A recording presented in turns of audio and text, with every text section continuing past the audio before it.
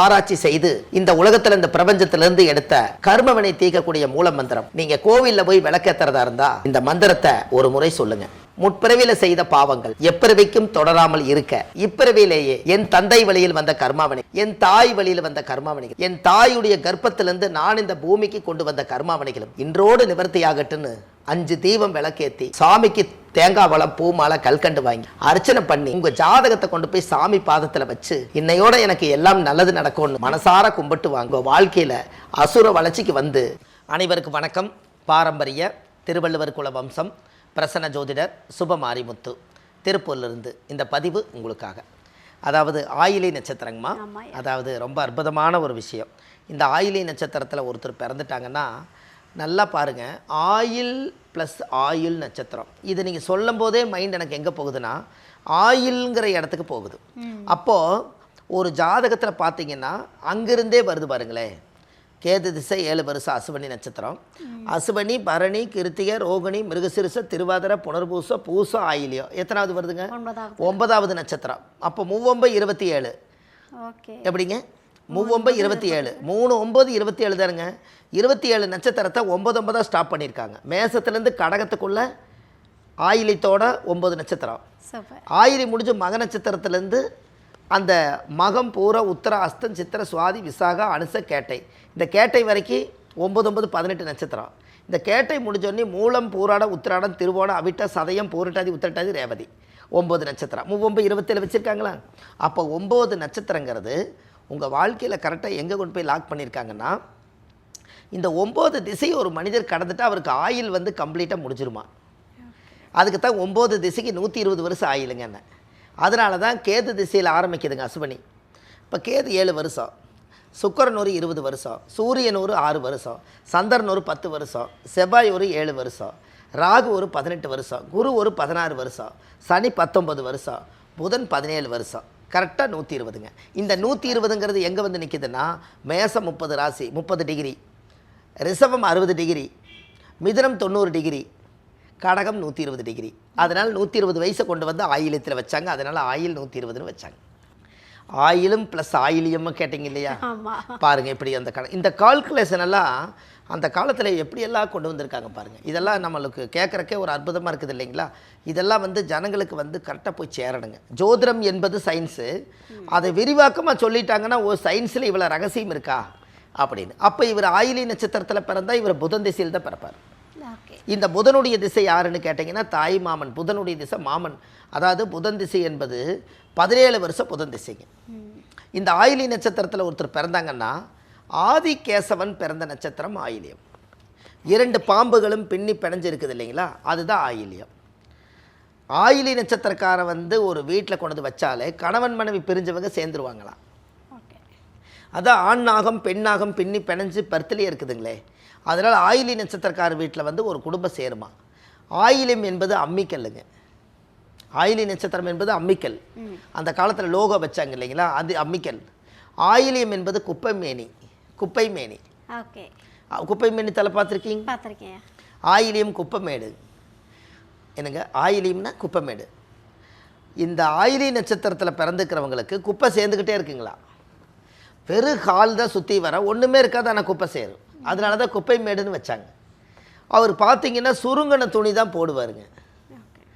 அவர் விசேஷத்துக்கு போகும்போது அந்த துணி வந்து பார்த்தீங்கன்னா அந்த நேரம் தான் அவர் தேய்ச்சி போட்டு போவாராம். ஏன்னா ஆயிலியம் என்பது பாம்பு வந்து சுருண்டு படுத்துக்குது இல்லைங்களா? அதனால் அந்த நேரத்தில் அந்த சட்டையை சுருட்டி வச்சுருப்பாங்க. தேய்க்கிறதுக்கு அந்த எண்ணம் வராது. எப்போ விசேஷம் வருதோ அப்போ தேய்க்க போவார். அரைகுறையாக தேய்ச்சி சுருக்கோட தான் போவாரா. அதான் ஆயிலியம்னு சொன்னாங்க. அப்போ ஆயிலி நட்சத்திரத்தில் ஒருத்தர் பிறந்துட்டா ஆயிலி நட்சத்திரக்காரு பாம்பை பார்த்தாங்கன்னா அன்றைக்கி அந்த பாம்பே இறந்துருமா. அது தெரியும் இல்லைங்களா உங்களுக்கு என்னென்னு? ஆயிலி நட்சத்திரம் வந்து கருடாழ்வாருடைய நட்சத்திரம். இந்த கருட பாம்பு அன்றைக்கி பார்த்துட்டு அது நிலைமை என்னங்க? என்னங்கம்மா? அதுதான் அந்த காலத்தில் கேள்வி. பரமசிவன் கழுத்திலிருந்து பாம்பு கேட்டது கருடா சவிக்கியமான்னு. அது என்ன சொல்லுச்சுங்க? இருக்கும் இடத்தில் இருந்து விட்டால் எல்லாம் சவிக்குமே. என்னங்க அது எங்கே இருக்கணுமோ அங்கே இருந்துட்டால் பரவாயில்ல, இல்லைன்னா அது மாட்டிக்கும் இல்லைங்களா? அதனால் வந்து பரமசிவனுடைய கழுத்தில் இருந்து தான் பாம்பு கேட்டுச்சுங்க. பரமசிவன் கழுத்திலிருந்து பாம்பு கேட்டதுனால அது இருக்கும் இடத்தில் இருந்து விட்டால் எல்லாம் சவிக்குமேன்றுச்சுங்க. அது கீழே இறங்கி வந்து சொல்லலையல்ல, அவருடைய பவரில் இருந்ததுனால பாம்பு கேட்டிருக்குது. அதுக்கு அது பதில் சொல்லியிருக்குது, இருக்கும் இடத்தில் இருந்து விட்டால் எல்லாம் சவிக்குமே. அது வங்குக்குள்ளேயே இருந்திருந்தா அது சவிக்கியமாக இருக்குமா, வங்க விட்டு வெளியே வந்தால் உன் நிலைமை என்னன்னு கேட்குதுங்க என்ன கருட. என்னங்கம்மா புரியுது. அது எவ்வளவு நாசுக்கான வார்த்தைகளை வச்சுருக்காங்க பாருங்க முன்னோர்கள். கண்டிப்பாக. ஆமாம்.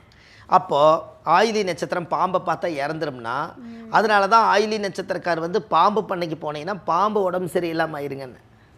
அதான் இவங்களோட பார்வைப்பட்டா, கருடனுடைய பார்வைப்பட்டா அசுர பார்வை இல்லையா, அதனால் பாம்பு பண்ணைக்கு போகாதீங்கன்னு நான் யூடியூப்பில் சொல்லியிருக்கேன். அது நிம்மதியாக வாழணும். இவங்களோட பவர் அப்பையா ஆயிலி நட்சத்திரம் வந்து கருடாழ்வார் 100 அடி உயரத்துலேருந்து தண்ணிக்குள்ளே முங்குது.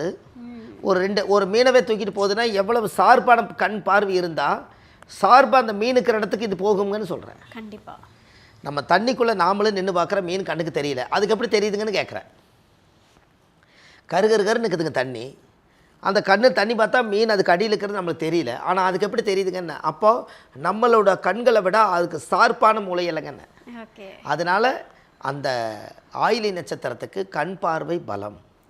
அவங்களுடைய பார்வை பட்டுச்சுன்னா பாம்புக்கும் கூட கண்டம் உண்டு அப்படின்னா பார்த்துக்குங்களேன். அதனால தான் இந்த ராகுகேது தோஷம் இருக்கிறவங்களுக்கு, இந்த ராகுகேது தோஷமெல்லாம் இருக்கிறவங்க இந்த ஆயிலி நட்சத்திரத்தில் பிறந்தாங்கன்னா இந்த ஆதிகேசவன் கோயிலுக்கு போயிட்டு வரணும். கருடாழ்வார் திருச்சியில் பெரிய திருவடி, பெரியாள் திருவடி, கருடாழ்வார் அங்கே இருக்குதுங்க. உலகத்திலேயே பெரிய கருடாழ்வார் வந்து அங்கே தான் ஒரு இவ்வளோ வீட்டு உயரத்துக்கு இருக்குதுங்க கருடாழ்வார். நீங்கள் பார்த்துருக்க மாட்டீங்க, பார்த்துருக்கீங்க? திருச்சியிலிங்க. அந்த கோயிலுக்கு பெரிய திருவடின்னு சொல்லுவாங்க கருடாழ்வார். திருச்சியில் இருக்கக்கூடிய ஸ்ரீரங்கநாதர் கோயிலுக்குள்ளே தான் அத்தச்சோடு கருடாழ்வார் இருக்குதுங்க. அது வந்து ஆயிலி நட்சத்திரக்கார் போய் அதை வணங்கிட்டு வந்தாங்கன்னா இந்த பாம்புடைய சாபம் அவங்களுக்கு வராதா. அப்போ பாருங்கள், இவங்களுக்கு அவங்களுக்கு ஒரு தொடர்பு இருக்குதுங்களா? ரைட்டு. ஆயிலி நட்சத்திரம் வந்து கருடாழ்வாருடைய நட்சத்திரம். அப்போ ஆயிலியத்தில் வந்து ஒரு ஜாதகர் பிறந்தாச்சுன்னு சொன்னால் ஆயிலி நட்சத்திரம் மாமியாருக்கு ஆகாது, மாமனாருக்கு மாமியாவுக்கு ஆகாதும்பாங்க. இது என்ன லாஜிக்குங்க? ஆயிலி நட்சத்திரத்தில் பிறந்தால் மாமியாவுக்கு ஆகாதுன்ட்டாங்க. இது நல்லா நம்ம தெரிஞ்சுக்கணும் இல்லைங்களா? ஆயிலி நட்சத்திரம் வந்து கடகராசி. கடகராசி. இந்த கடகத்துக்கு அதிபதி யாருன்னா சந்திரன். இந்த சந்திரன் எந்த ராசியில் உச்சமாவார்னா சுக்கிரன் வீட்டில் உச்சமாவார். அப்போ இந்த சுக்கிரன் வீட்டில் உச்சமாக இருக்கிறனால என்ன போச்சுன்னா சுக்கிரனுக்கு சந்திரனுக்கு பகை. அதனால் இப்போ புதுசாக கல்யாணம் பண்ணிட்டு வந்தவங்க எப்படி சாவி கொத்த உன்னை நம்பி கொடுக்கட்டும், நான் காலங்காலமாக என் மகனை வளர்த்தி வாழும் பண்ணி நான் இன்றைக்கி நல்லா உட்காந்துருக்கேன், நான் நிர்வாகம் பண்ணுறேன்னு என்ற சாவி கொத்த பிடுங்கிட்டு என்னை நடுரோட்டில் விட போகிறேன், நீ நான் இருக்க வரைக்கும் தரமாட்டேன். இதுக்கு பேர் தான் ஆயிலி நட்சத்திரம் மாமியாளுக்கு ஆகாதுன்னு வச்சாங்க. Okay okay. அப்போ இவங்க கேட்காம விட்டுட்டா பிரச்சனையே இல்லை. அவங்க இருக்க வரைக்கும் இருந்து போட்டு வாழ்ந்து போட்டு கடைசியில் கொடுக்கத்தான் போகிறாங்க. இதை போய் கேட்க போய் தான் பிரச்சனை வந்துருச்சுங்க என்ன. அதனால தான் ஆயிலி மாமியாக்காகாதுன்னு வேறு கான்செப்டெல்லாம் ஒன்றும் இல்லை. ஆமாம். அப்போ இந்த ஆயிலி நட்சத்திரம் வந்து அவங்க ஜாதகத்துக்கு பவர்ஃபுல்லான நட்சத்திரம். இந்த ஜாதகத்தில் அவங்க பிறக்கும் போது புதன் திசையில் அவர் பிறந்தார். அப்போ 17 வருஷம்னா 8 8 16 8 வருதுங்க. 8 வருஷம் 6 மாதம் வருது. எதுங்க? புதன் திசை. இந்த புதன் திசை 8 வருஷம் 6 மாதம் வந்தால் அப்போ கேது ஒரு 7 வருஷம்.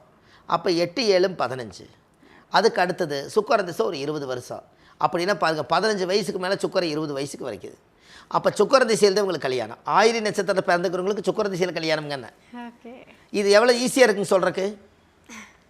ஆயிலி நட்சத்திரத்தில் யாராவது பிறந்தால் எனக்கு எந்த திசையில் கல்யாணங்கன்னு கேட்டால் சுக்கிரன் திசையில் கல்யாணம். இப்போ கூட நீங்கள் ஜாதகத்தை எடுத்து பார்த்தீங்கன்னா ஒரு பேனாவை எடுத்து நோட்டு எடுத்து கணக்கு போட்டு பார்த்தீங்கன்னா சுக்கிரன் திசை வந்தோடனே உங்களுக்கு கல்யாணம் பண்ணியிருப்பாங்க. அப்போ 3ஆம் திசை வருதுங்களா, ஆயிலியம்னா புதன் கேது சுக்கிரன், 3வது திசையில் கல்யாணம். அப்போ வந்து கிட்டத்தட்ட பார்த்தீங்கன்னா ஆயிலி நட்சத்திரத்துக்கு புதனில் 8 8 8 வருஷம். அதுக்கடுத்து கேது ஒரு 7 15, சுக்கிரன் ஒரு 20 35, சூரியன் ஒரு 6 35 ஒரு 40 41, சந்திரன் ஒரு 10 51, செவ்வாய் ஒரு 7 57. ராகு திசையில் ரிட்டையர்டுங்க அவர். என்னங்க? ராகு திசையில் அவர் ரிட்டையர்டு. அப்போது புதன் முடிஞ்சு கேது முடிஞ்சு சுக்கிரன் முடிஞ்சு சூரியன் முடிஞ்சு சந்திரன் முடிஞ்சு செவ்வாய் முடிஞ்சு ராகு 7ஆம் திசை வந்தால் தான் அவர் ரிட்டையர்ட் ஆகிறாருங்கன்னு. கொஞ்சம் கொஞ்சமாக திசைகள் வந்து கம்மியாக இருக்கிறதும் இருக்கும். அப்போ அவருக்கு ராகு திசையில் தான் அவர் ரிட்டையர்ட் ஆகிறாரு. அப்போ இவருக்கு என்ன அப்படின்னு கேட்டிங்கன்னா 55 வயசுக்கு மேலே அவருக்கு ராகு திசை அவருக்கு வாழ்க்கையில் ஒரு ஓய்வான காலம்.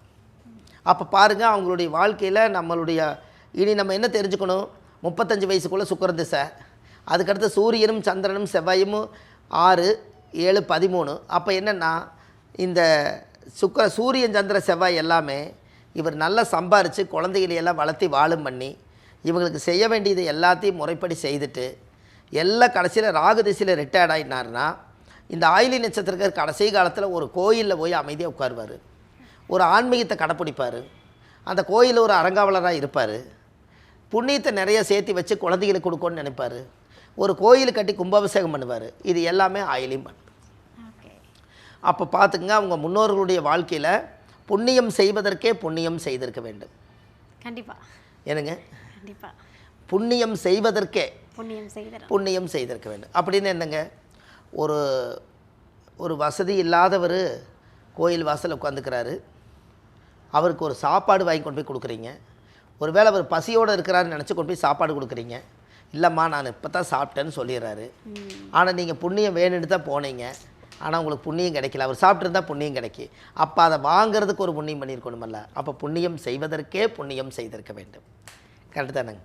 அப்படின்னா பாருங்கள், அப்போது பணம் இருந்தால் உங்களுக்கே தெரியாது, பணம் இல்லாவிட்டால் உங்களை யாருக்குமே தெரியாது.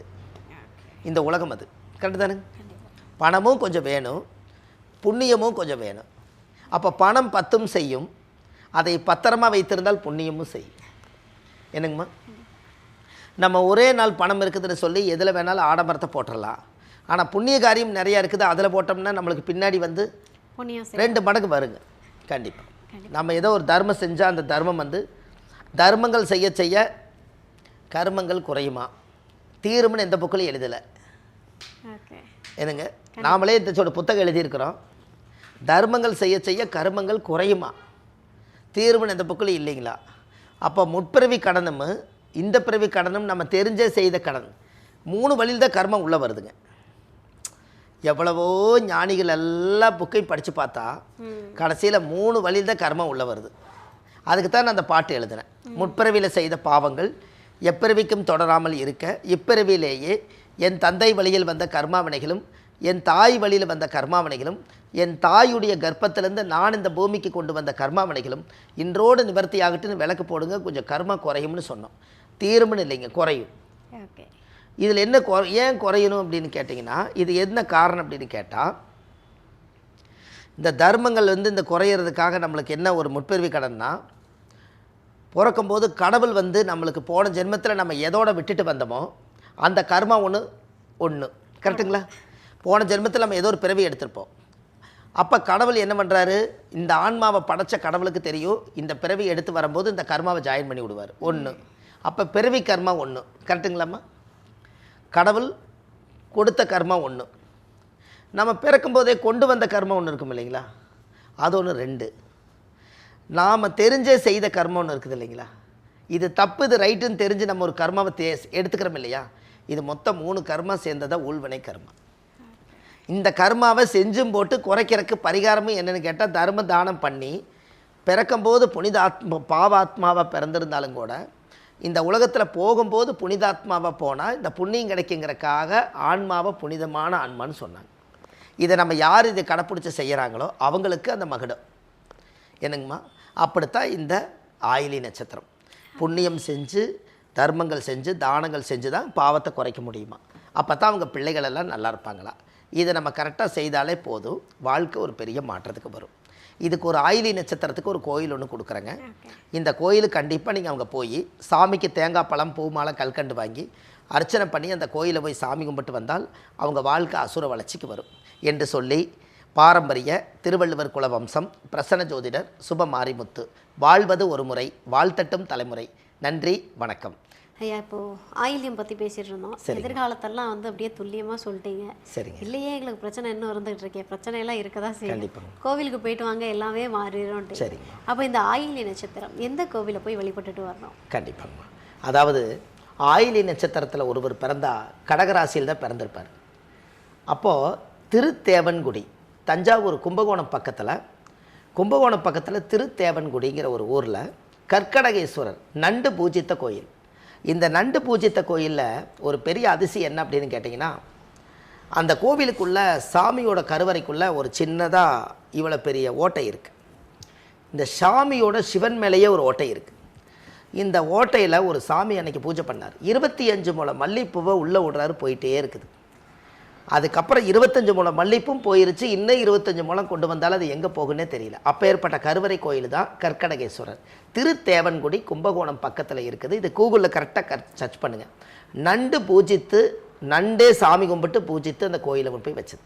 அதனால் உங்களுடைய தாயுடைய கர்ப்பத்தில் இருந்து தொப்புள் கொடி அறுக்கும் நேரம், நீங்கள் பிறக்கும்போது ஆயிலி நட்சத்திரத்தில் பிறந்தீங்க. வாழ்க்கையில் ஒரு முறை அந்த புண்ணிய வாசலில் கால் வைங்க, உங்களுக்கு புண்ணியம் கிடைக்கும். உங்கள் வாழ்க்கையில் அசுர வளர்ச்சி ஏற்படும், நல்லதே நடக்கும். சூப்பர்.